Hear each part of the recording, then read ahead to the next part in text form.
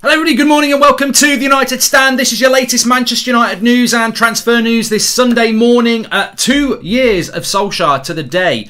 Officially 2 years of Solskjaer. I mean, I personally think it's not 2 years. I think that this is something that people do to make it seem shorter than it is. But you can't say it's 2 years of Solskjaer and then claim the 4 months before, which are actually 4 of his best months at the club, that interim period. But 2 years officially of Solskjaer. We'll talk about that a little bit later. In fact, we've got the 8 o'clock show tonight with Jay and Ricky and Flex and Beth and me and Kev. So we'll be talking about that a lot more in depth. But let's start off with a few positives. We're going to be talking about quite a few things this morning. It's Sunday morning in the UK. We've added an hour on. It's 10 o'clock for you probably, but it's 11 o'clock for us. The clocks go forward for British summertime. But there's stories out there. We're going to talk about a potential transfer exodus with people unhappy. I mean, I can start off by saying to you quite a lot of interaction on social media this morning about this. I just put a tweet out. Van Dijk has played 371 minutes in the Premier League this season for Liverpool. Alex Telles has played 511. Van der Beek has played just 311. We're in game week 30 and Van Dijk's season ended in game week 5. So Van Dijk has played nearly an hour's more football. Well, actually an hour's more football than Van der Beek this season. Our backup left back has played more football than Van der Beek this season in the Premier League. I'm not saying that, I'm not using Telles as minutes, although some people would say it's a joke that Telles hasn't played more. But what I'm saying is Telles, who's a backup left back quite comfortably to Luke Shaw this season, has played way more minutes than Van der Beek, and an injured player who got injured in game week 5 has played more Premier League minutes than Van der Beek. It's disgusting. It's absolutely disgusting, and it feeds into this potential transfer exodus we're going to get this summer, because he played 11 minutes last night. His Euros spot is in danger. The World Cup's at the end of next season. I just think that, you know, there's a real issue there. But I want to just start off with a few positives, because I don't think we get that enough really. Some real positives coming out of this international break. Bruno won't play this week because he's suspended. Rashford's obviously left England, and Greenwood's getting 2 weeks of rest as well. Paul Pogba's playing for France today in the pivot, and Deschamps has basically said Pogba's not fully match fit at the moment, so they need to feed him into the team, which helps us because by the time we play Brighton next week, Pogba should have played at least, you know, an hour and a half across the next 2 French games, which gives him that match fitness that we need him for the run-in. So there's real positives there. Also, Paul Pogba will be playing in the pivots. I was just having a bit of a debate with somebody on social media about this. Paul Pogba, when he plays for France, plays in a midfield 2 with Kante. I think he's going to play with Dembele today. And he has an attacking 4 ahead of him. For some reason, Manchester United put him on the bloody wing to play a couple of Duracell bunnies. So, look, at least we're seeing Paul Pogba play where we want him to play. Why do you think Man United never buy players with potential and turn them into 80 to 100 million players like Dortmund or Barcelona are doing, says Ianda? I disagree with you on that. I think that is the Manchester United way. I think that Bruno Fernandes, he's going to be a player that's worth double what we paid for him a year ago. I think the ideal is to do that. Unfortunately, we just haven't brought the right players in. We're talking about Sarr from Watford in a minute, but just on Bruno, I just want to say this. Very, very interesting. If you watched Bruno Fernandes playing for Portugal last night, I nearly said Spain, that would be controversial. Playing for Portugal last night, there's loads of little compilation clips of Bruno. Now, first of all, I just want to say, don't get carried away, because international football is not Premier League football. There's a big difference. International football is not as good.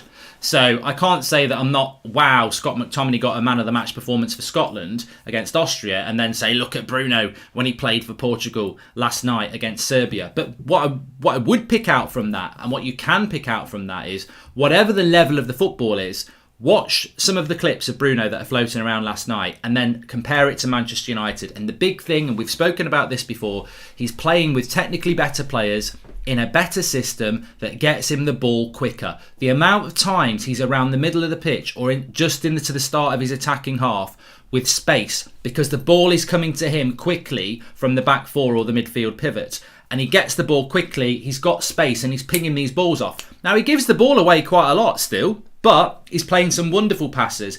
He's even going past people, and there's so much space. You're like, man, it's ridiculous. It's ridiculous. It's like watching Bruno Fernandes at his best, because there's so much space for him, and that's because Portugal traditionally are a counter-attacking side, but they weren't really last night. But what they're doing is they're moving the ball back from back to front. And the dangerous thing is some of our fans will watch it and go, oh, look at Bruno, he's great. Let's expect that against Brighton this time next week. But we know against Brighton next week, we'll move the ball slowly. And it's so simple. It's so simple.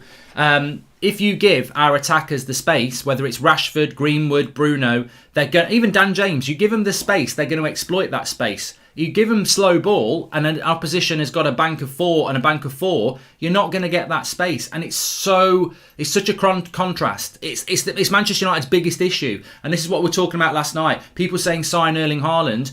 What benefit is it to Erling Haaland when he's getting the ball? Well, he's not even getting the ball, but when he does get the ball, he's got loads of defenders around him. If he was playing last night for Portugal and Bruno's picking it up with space and pinging it in behind or finding the ball into his feet, he's going to score more goals. And this is the problem. Manchester United's centre-backs and the midfield are so crap at moving the ball quickly that when Bruno or Rashford or Greenwood or anyone gets the ball in a United shirt, the opposition is set. But when you watch Portugal last night, they're moving that ball quickly. They're all technically good footballers. They can all pass a ball and it's done quickly. They might take 2 touches, but they get it into feet. The first touch is like literally they've controlled it in no time, and then bang, the pass is off. Whereas United, it's 4 or 5. You got that McTominay thing where he puts his foot on it and pivots to go backwards. You've got Fred where he can't even bloody find a red shirt, and you've got Matic who he's like a bloody lawnmower that won't start. You're pulling the thing trying to get him moving. So this is really the issue at Manchester United, and it was a really interesting thing to watch Bruno last night. These days, United is run like a kebab shop. What is the cheapest meat we can buy to sell to drunk folk at 4 a.m? Buy the minimum for top 4 and likes, says Avi. So yeah, I thought that was very interesting about Bruno. Graham says it's not McFred's fault; it's the manager for picking them. Well, I think that's obvious, isn't it? That is obvious. But then again, who else are you going to play in there? Mark, Bruno played excellent last night in an 8. He can play alongside a CDM. And if Pogba leaves, I do think United should get a world-class cam, says Tarek. Bruno is suspended for the next game for Portugal, isn't he? So maybe this is an unforeseen rest that he needs that Ollie doesn't give him as a player. I think it's a positive, Salah. I really do. Quite a lot to talk about. I want to talk about Van der Beek and this potential transfer exodus, but something that's a little bit new that I just wanted to bring you in. Sarr from Watford. Ta-da! It's Sarr. Now, everyone will know that I didn't want this signing to happen last summer, and it very nearly did. We were speaking about this yesterday, that it very nearly did. The sporting director, I think, at Watford said it was very close to happening. I was very against it. I was very against Dembele. And the reason for that is because we'd spent all summer trying to get Sancho, and I didn't want inferior goods. I wanted Sancho, as many of you did, and it just felt like a failure. And to be honest with you, I said it at the time and I'll say it again. We were sold a PS5 last summer. We were told we were going to get a PS5, and everyone thought we were going to get a PS5. And then to get a PS3 would have been annoying. There's great games on PS3. There's some classics on there. You can have a good time with a PS3, but it ain't a PS5. And that's why last summer I didn't want Dembele and I didn't want Sarr. But where we are now, things change. Now, yeah, Sarr's been playing in the Championship, but that plays into our hands because he's 23 years of age. Now, listen to me out on this. I don't even know where I am myself. I just want to know where you are. There is talk this morning that Manchester United will go in for Sarr from Watford, who probably will get promoted, but you wouldn't really have to pay much more than 30 to 40 million for him. 23 years of age. Now, I actually like the player. I think he's a good player, and I liked him in the Premier League. I have worries about consistency, but I think consistency, I would say wingers are the most inconsistent players on a football pitch. Traditionally, stereotypically, they are. I mean, even Ryan Giggs was a bit hit and miss at times in a United shirt. So, Ashley Young was prime example of that. He'd have 5 games a season when he was like Lionel Messi, and then he'd have 35 games where he's Lionel Blair. So it's like, you don't know what wingers are inconsistent, and Sarr is inconsistent. But my thought about this is, would Sarr not be a good signing for Manchester United from where we are? Unfortunately, we can moan about it, but we can't escape the fact that our owners will never chuck £200 million at a summer. So if we're operating within a limited budget and we need 4 or 5 players, which we're never going to get, you try and get as many as you can for the best price you can.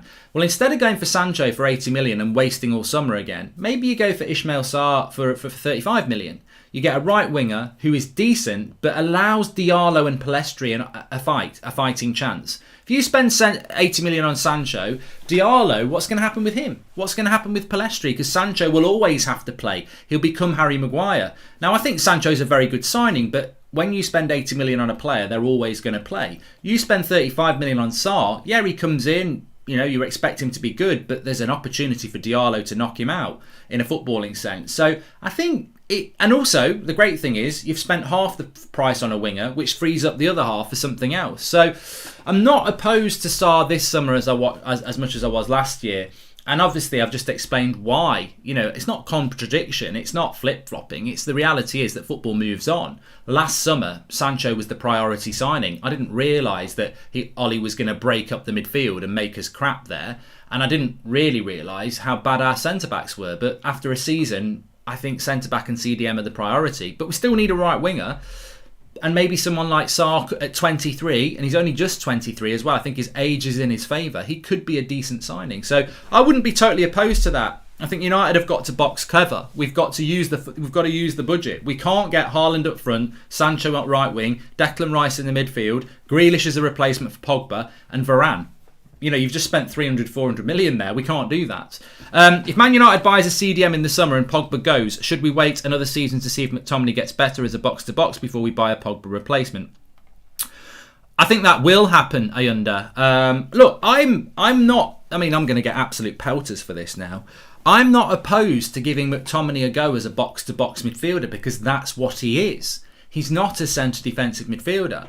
I mean, to me, it's like asking... it's like asking James Maddison to play as a holding midfielder. He's not going to be able to do it. Now, obviously, Maddison's way better than McTominay, but you're still playing a player out of position. I mean, look, let's be honest. If Scott McTominay was 5'8", he wouldn't be used as a CDM. He's being used as a CDM because he's tall. It's the most... This used to happen when I used to play football at school when I was 12. If you were one of the taller kids, you'd get put at centre-back. It used to happen all the time. I was a winger and I used to get put centre-back because at 13 I was nearly 6 foot. But I never grew after that. I always knew I was more of an attacking type of player. And eventually I moved into CDM because that's about as bloody good as I could get from centre-back. But I got put at centre-back because I was tall, relatively quick and quite good on the ball. So I got put as a centre-back because I was tall. And I think if McTominay wasn't so tall, he wouldn't be playing where he plays. And he is a box-to-box player. What I would like to see next season happen is if Pogba goes, I would like to see Van der Beek given the opportunity with McTominay as the backup and let them fight it out. But as we know, it will be McTominay. Would love to deliver a simple ultimatum to the Glazers. Take us to the top of World Club football or sell for the club and the fans' sake, says David. Well, you can deliver it. It doesn't mean it will happen. Mark, it was my 21st birthday yesterday. I missed you both live streams. Could you please wish me a happy birthday and call me a prat, says Aziz. I'm not going to call you a prat, Aziz, but happy birthday for yesterday. 21's always a big one, and enjoy it. I'd have to disagree. If you continue Diallo, Pellistri and Sarr, total price including add-ons, you could have got Sancho anyway. Quality, then quantity. Well, Jake, that's a very good point, Jake, but we're already down that road, aren't we? We've already spent the money on Diallo and Pellistri anyway. Hi Mark, please could you say happy birthday to my brother Dan? I can't see him today due to lockdown. We both love United and watch the channel every day, says Leanne. Happy birthday to Dan. And at the end of the day, whatever the coaching staff or even other fans think of Telles and Van der Beek, they are too good to ride the bench and should look to move. I'm going to talk about that now, Southpaw. And when you signed Harry, you said he was England's best centre-back and a true leader. Do you regret that, says Zain Miasi? No, I don't, because I think you have to own your opinion at the time, and I didn't watch Leicester every week. I do watch a lot of England, and what I'd seen of Harry Maguire, I remember the season we bought him, he scored an important goal at Anfield, didn't he? I thought Harry Maguire was better than he is, and I still think he's better than he is. So I stand by it. We needed a centre-back. I'm not going to pretend that I wasn't happy with the signing of Harry Maguire. I thought we overpaid. I think we know we overpaid, but I'm not going to pretend that I thought he was going to be crap. And to be honest with you, I don't think Maguire's shown the form that we bought, but I'm not going to lie about that. Going on to the Van der Beek thing then. So look, there is a lot of this around. It's around in the media and it's around in the fan base, and this has been a really significant week for Manchester United. I want to give a bit of a backdrop to what we're going to talk about here. Solskjaer's transfer exodus. There is good news and bad news about this. Categorically, the dressing room is a happy and safe place at the moment. There's not dressing room unrest at Manchester United at the moment, and the reason for that is because Paul Pogba and Eric Bailly are thinking about going, so they're not unhappy. They're going to decide in the summer. They're not going to cause major issues at the moment. There was a story about Eric Bailly not being happy that he played against AC Milan, but you're going to get those sort of blow-ups anyway when a player doesn't get picked. But they're not causing issues because they know in the summer their future will be decided. So Pogba and Bailly could leave this summer, but they're not causing issues. So they're not causing an issue in the dressing room. Van der Beek, Tellez, Martial to a certain extent, and a couple of others are not happy, but they don't have the influence in the dressing room to make it an unhappy place. Van der Beek and Tellez have only just come into the club. This is going to be conversations with the management in the summer with their agent about what's going on. So they're unhappy, but they can't influence the dressing room because the dressing room is influenced by happy people. Harry Maguire, Scott McTominay, Marcus Rashford. These are big personalities in that dressing room who are favourites of Solskjaer. So the dressing room is not fractured. The dressing room at Manchester United, on a positive sense, has probably never been so united behind a manager. Because this goes back to what happened against Everton when the story about Pochettino broke a couple of days before. Ollie went with the people he can trust. Maybe not his best players, but he went with the players he can trust. He went with Bruno, he went with McTominay, he went with Fred, he went with Mata, he went with James, he went with Maguire, he went with Lindelof, he went with Luke Shaw. The majority of his favourites, as people call them, are actually people who are happy with Solskjaer. So Solskjaer surrounds himself with people who've got his back, which ain't a bad thing in management. Like, if your manager's a manager of McDonald's or your manager of bloody Deutsche Bank, if you have issues within your team, you surround yourself with the people that are going to protect you. That's what a good leader does. So there's not dressing room unrest at Manchester United in the sense that, Solskjaer's in trouble, but obviously we know there is an issue in relation to the fact that he doesn't use the wider squad and he overuses his favourites. There is issues coming in the summer. Van der Beek cannot afford another season like this, and arguably neither can Alex Tellez. Now, I don't keep an eye on South American football as much as you do, but as my understanding is, Tellez does play for Brazil. But how long can that last when you are not being picked for Manchester United, who are not the best team in the world? So Tellez and Van der Beek are going to have a discussion with Solskjaer in the summer and Manchester United, and this could lead to issues in relation to players leaving. And this is absolutely going to happen, because if you are Donny van der Beek and you are Alex Tellez, you cannot accept what is going on. Now, look, in football, in anywhere, sometimes you got to go. It's not working out. It's not a falling out point. It's like, I've got to go for me. This doesn't work. But what's going to change for Tellez next season? Luke Shaw's probably solidified his position as Manchester United's left back for the next 4 or 5 years. So Tellez's future does not look good. Does he want to be a backup to Luke Shaw? I mean, I don't see that.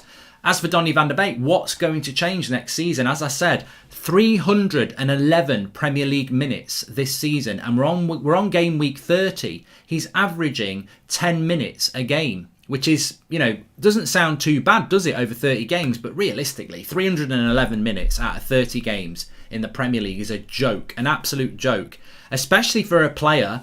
And look, I don't want to wake up the cult that is Donny van der Beek's a number 10 and only a number 10. Donny van der Beek is probably one of our most what's the word? Universal. It's not universal. That's not the word I'm thinking about.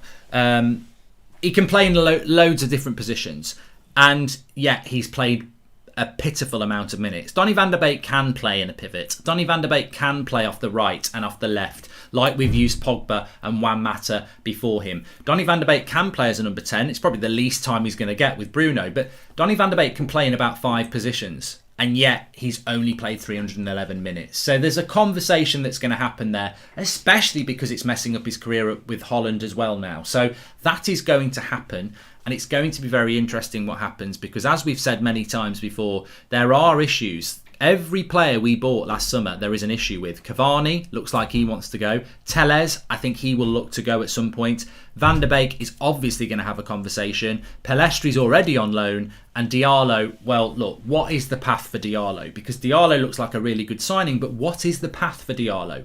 Maybe he should have played more minutes over the last few weeks. If we buy a right winger in the summer, does that limit his chances even more? So it's interesting. I think Donny van der Beek will get his chance if we have a midfield injury crisis, as Life of Young 6. I mean, you're not wrong. There was that time, wasn't there, in November where Pogba and McTominay were injured, and he did play a little bit, and I thought he played quite well. But what I will say is, people think Donny van der Beek, and you see it quite a lot in our fan base. You see it with rivals because that's what's going to happen. I do it with Liverpool and Arsenal fans. You're always going to take the piss out of their signings. But there are people in our fan base who, if you tweet something about Van der Beek, there will be a few United fans who go, he's shit, that's why he doesn't get picked. And I refute this with total and utter frustration, because people forget what Van der Beek's done this season. He's only played 311 minutes. That is basically 3.5 games. It's nothing. 311 minutes, 270 minutes is 3 games. So he's played 3.5 games for Manchester United out of 30. It's terrible in the Premier League. But if I tell you those 3.5 minutes, well, he played about, so 3.5 minutes, 3.5 games, right? So straight away, I know he came on against Crystal Palace. I can't remember how many minutes he came on for. He scored a goal against Crystal Palace. We were shit in that game, but people forget that Van der Beek scored a goal in that game. But it gets forgotten because we were so crap. Another game he came on for about half an hour was Newcastle. We were playing absolutely crap. He came on and did really, really well. And this is the thing with Van der Beek. When he's actually played, he's played well. But because we don't see him very often, people think, oh, he's just crap. He's played 311 minutes in the Premier League. Blink and you've missed it. But when he's actually been used, he's played really well. There's this myth around Van der Beek that, oh, he's just a shit flop. But actually, when he's played really well. And that's the thing that makes me laugh, is that when he has played, he's played well, but it's been so minimal that now people are almost going, well, he's just a flop. How can you be a flop when you've only played 311 minutes out of 30 games? It's amazing. I mean, what's 30 times 90? Let's not pretend. Also, let me just say, what's 30 times 90? 90. So 10 times 90 is 900. 2,700 minutes is 2,700 minutes is what Man United have played in the Premier League, right? But you've got to add on another sort of 5 times 10, 50. You've probably got to add another 150 minutes onto that because of stoppage time. Because 311 minutes includes stoppage time. So nearly 2,800 minutes we've played of Premier League football, and Donny van der Beek has played 311. It's just about 10%. It's not good enough, is it? It's not good enough for a player of that quality. And yet in that time, I think he's done really well. So yeah, he needs to play more. But I will argue with people who say he's been crap, because actually he hasn't been crap. And let's not forget, it's also ridiculously difficult when you're playing in such a small period of time to make an impact. Consistency. I remember saying it about Fred for a while. Fred was always a player that needed a run of games. Van der Beek is the same, but it's harder. If you're playing centre defensive midfield, you're going to get the ball because the centre-backs want to give somebody the ball and they've only got 2 options. If you're playing at number 10, you can get ignored. You can, because they can go wide and they can hit long.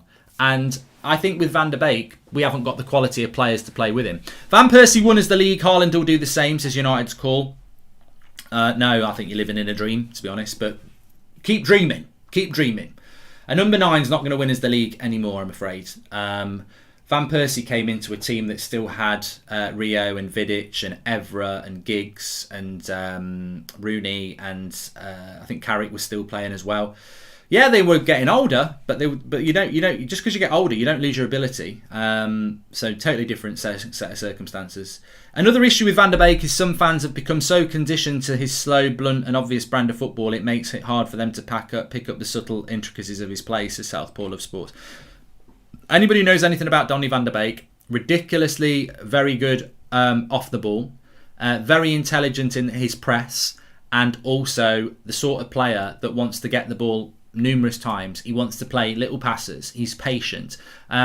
Donny van der Beek would play very well with Pogba and Bruno in the same team. And as I said, for me, our best performance this season in England was against Everton at Goodison Park just before Christmas. I implore you to go and watch. In fact, I'm going to do it again this morning.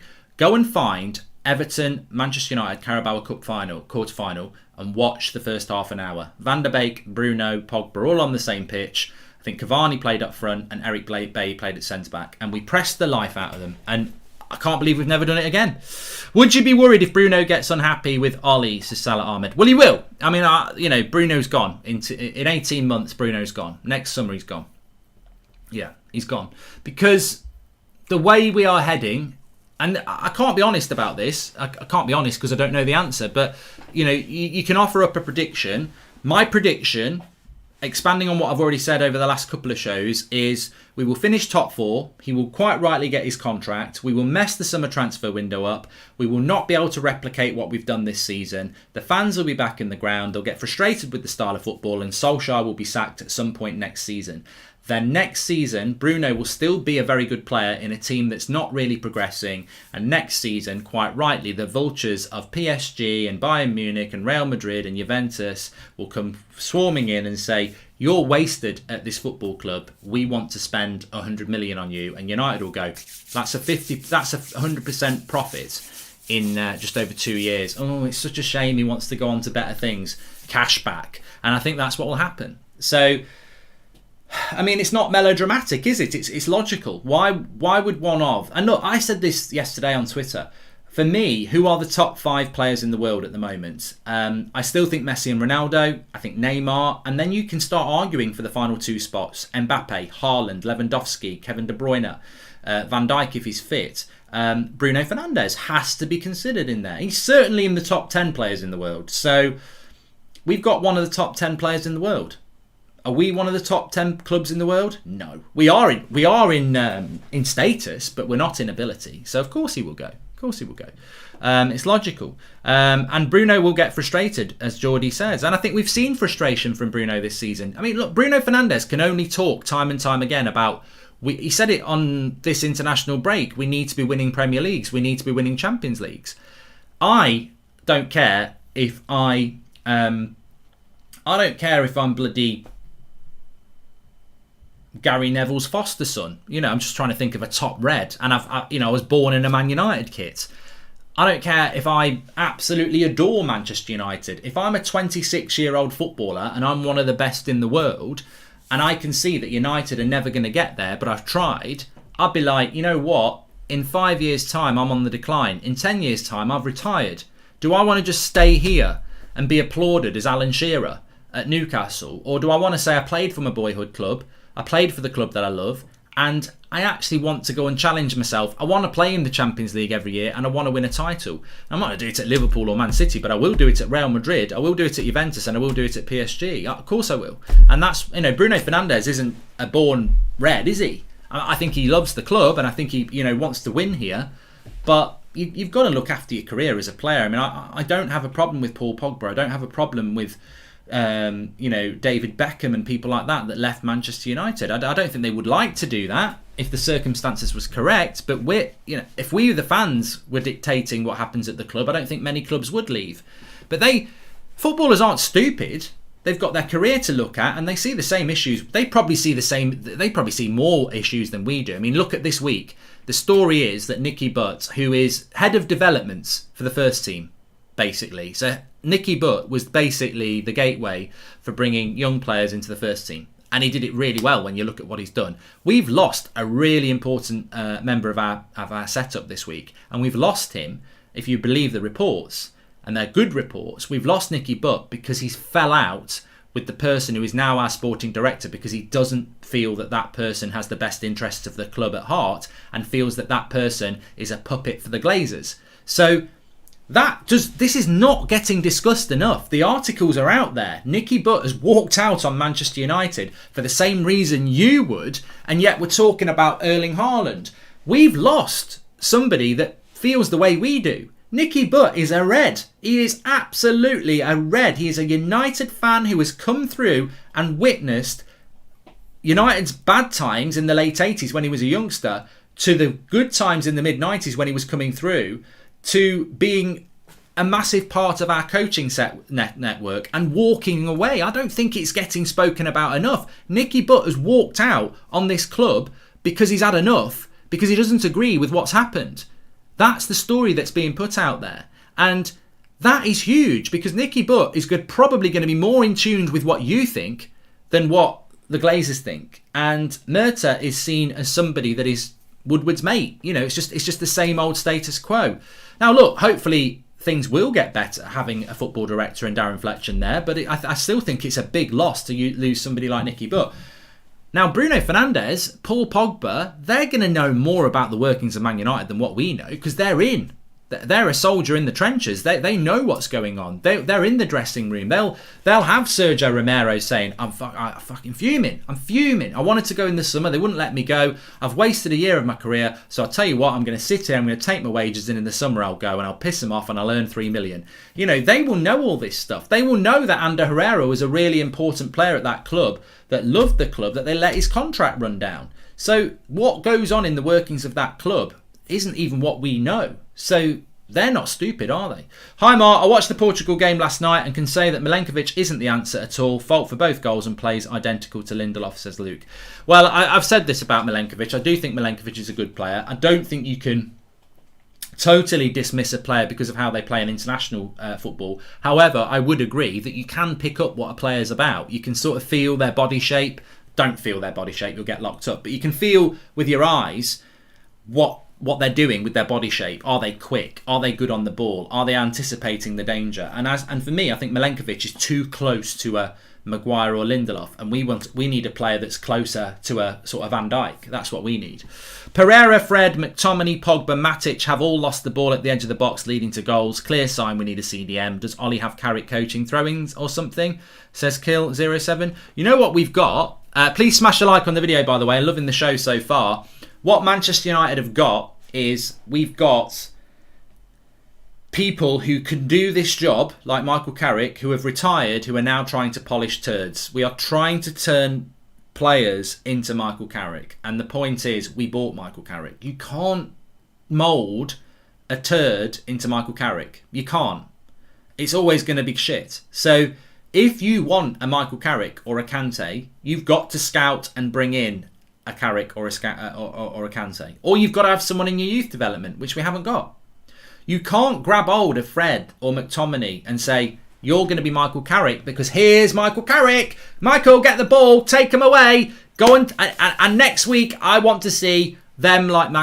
You can't do that. How many dads and mums get their kid out in their garden every night kicking a ball because they want them to be Lionel Messi? And we haven't produced a Messi in England. And people have been doing this for 10 years because some of them have been doing it for 20 years because you see it and I see it. Like, my kids play football and they play football for the enjoyment of it. I don't chuck them out in the garden when it's pissing down with rain unless they want to do it. You know, they play football for the passion, which is what I did. And that passion will grow into, you want to go out in the rain and you'll do it on your own. But I see these parents and they're out there, you know, you can tell the kid doesn't want to be there. Because they've got a miserable face on, and the dad or the mum, they bought all the cones, they bought all the bouncy things, and it's like 20 press ups. You know, you're like, I wonder why you're doing this. Then I wonder why you're doing this. Probably because you want your kid to be a footballer. But you know what? They've got to want to do that. And also, it doesn't matter how many cones you watch or how many YouTube videos you watch. You've either got it or you haven't. And practice can take you up a level, but you can't polish a turd. You can't make Fred Carrick, because if you could do that, you would make you would make, I'm trying to think of exactly, you'd make Lindelof into Van Dijk, you know, you'd make Wan-Bissaka into Cafu, you'd make Marcus Rashford into Ronaldo, which actually, you know, in some ways I think Rashford almost is a Tesco Ronaldo, and there's nothing wrong with being a Tesco Ronaldo because Ronaldo's one of the greatest players there is. But what I'm saying is Rashford has got ability, but you can't do that because if you know, football would be so easy. If you could grab a player and turn them into something better, then football would be easy. You know, Chelsea and Man City wouldn't need to spend hundreds of millions of pounds over the last 10 years. You would just go and spend money on Jeff Hendrick and turn him into Frank Lampard. You can't do that. There has to be talent. There has to be talent. So I think what United are doing is we've got the perfect person in Michael Carrick to make a centre defensive midfielder brilliant. But you've got to give him the tools to do that. Now, if you gave Michael Carrick Declan Rice, Declan Rice, young player, West Ham, Carrick was there. Bring him up to Manchester from London. Carrick did that. Young, talented, got plenty of growth left in him. Now, if you gave Declan Rice to Michael Carrick, I think Michael Carrick can make Declan Rice an even better player. But Declan Rice is already a very good player with a lot of potential as a CDM. And that's what United need to do. I don't think Carrick is a bad coach. I think Carrick needs the right player to input his brilliance in that role. We're trying to do it on the cheap. We're trying to turn players that haven't got that talent, square pegs in round holes, basically. That's what we're doing. Or an Ndidi. I think, I'm not, right, Ndidi. I mean, Ndidi's a bit older and he also plays for Leicester and he's a bit more injury prone. He'd be harder to get. But yeah, you bring in Ndidi to Manchester United. He's a fantastic CDM and Carrick's going to teach him things as well. So I think that Carrick can make us have a good CDM, but he can't do it with the shit players that we've got that aren't actually CDMs, are they? Garner, after a year mark. Well, Garner's not ready now. We need somebody now. We don't need somebody in 18 months. We need somebody now. And I do like Garner, but Garner needs... I'd like to see Garner on loan at Burnley or something next season. He needs another year. He's not ready now. Although United will do that. They'll play on the heartstrings. They'll go... Ding-a-ling-a-ling. They'll say, look, we've got Garner coming through. There's no way he's ready yet. You can't go in. Even Gerrard didn't do that, did he? You can't go in at 19 years of age and play centre defensive midfield for a top four side and run the thing. The only one I can think of who did that was Fabregas, but even then he had quality around him. It's one thing to do it at 19, which is a rarity, but it doesn't happen on your own. Anybody who's ever done it has had good players around them, and the problem with our midfield is that we haven't got that. I mean, if Pogba was staying, maybe. We don't need Carrick. We need a guy who coached him, says Jake Marshall. So we've spoken about that. We've spoken about... we haven't spoken about 2 years of Ollie. We're going to be doing that on the 8 o'clock show tonight because I've really not got into that. But it is 2 years of Ollie today, so that'll be the major talking point tonight. It's going to be a very interesting show because we've got Jay and Ricky and Kev and Beth and Flex on as well, so that'll be interesting. We've spoken about Nicky Butt. We've spoken about Bruno. And we've also spoken about Ismail Sarr as well. Look, I'll drop it in here. 2 years of Ollie. What are your thoughts? Just a little bit of a snapshot. Baked and Hectic says £80 million for a concrete pylon. 2 years of Ollie for me is... And look, I will be honest. 2 years of Ollie, we've just lost to Leicester and people are unhappy. I am okay with the 2 years that Solskjaer's put in, but okay isn't good enough, is it really? That's the bottom line. So I'm okay with Ole Gunnar Solskjaer. Oh look, my cup matches my jumper. You can get both actually. Links in the video description. We've got the jumpers and we've got the new mug range. Links in the video description. Get yours. They're only come out this week. The mugs. But 2 years of Ollie for me. I mean, look, as I said at the start of the video, although it's 2 years officially as manager, are we supposed to ignore the 4 months before? Because I think people use that in an unfair way. Well, he's only been here 2 years. You can't count the interim period. Hold on a minute. The interim period is the best period he's having in the bloody club. That first 4 months was the best. He's never had it. We never played that well again. That was prime Matic, well, in relation to his Manchester United career, prime Matic, Herrera, Pogba, Lingard, Rashford and Martial. We were very good. And the centre-backs weren't Maguire, were it? I can't remember who his centre-backs were then. I can't remember who he played at centre-back.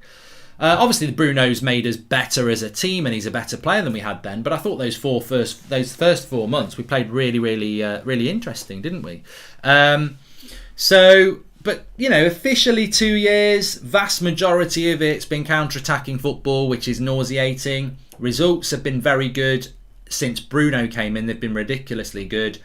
A third place and a second place in the league is not to be sniffed at. I certainly don't think it's sackable form. I'd argue that with anybody. I think, to me, if somebody said to me, what do you think about the 2 years of Ollie? I'd say probably 2 or 3 things. First of all, I'd say, after 2 years as a Premier League manager, you are in the sack zone. And what I mean by that is, not a lot of managers get longer than 2 years. So you're in the sack zone. And I think Solskjaer knows this, and we all know this. Doesn't mean he's going to be sacked, doesn't mean he should get sacked, but what I'm saying is another dip, and I think you've got to go. You can't hide behind progression or future planning when you've had 2 years. 2 years as a Premier League manager is enough that if it goes wrong again, it's bye-bye. So I think we're in that zone. He shouldn't be sacked because we've got third, and I think we're going to get top 4 again. He has to now keep improving, because if he doesn't, I think it's time to say, well, you had your chance, you didn't work out, goodbye. So I think that's important. The second thing I would say is that I think that he is out of time, which is a bit like the first point. He's out of time, and the next 12 months are pivotal. Like, we can't be in a position in 12 months that's worse than now, otherwise he'd have to go. But to end it on a positive note, after 2 years, this is the best period we've had since Sir Alex Ferguson retired. Now, that's like saying, I've been throwing up all week and I didn't throw up today, but I still feel like shit. But it is progress. I'm not saying it's not scintillating, exciting progress. It's not, but it's definitely progress. And I think that analogy is perfect. It's like Sir Alex Ferguson retired on Sunday. On Monday, I woke up with food poisoning, and for the last 6 days, I've been waking up, throwing up out of both holes. But today, and the last couple of days under Solskjaer, I haven't been doing that. I haven't done that. I still feel a bit off. I'm not 100%, but I feel a bit better. We can't go back to throwing up out of both ends. We've got to get better and better. And I think that's a good analogy for where we are with Ole Gunnar Solskjaer.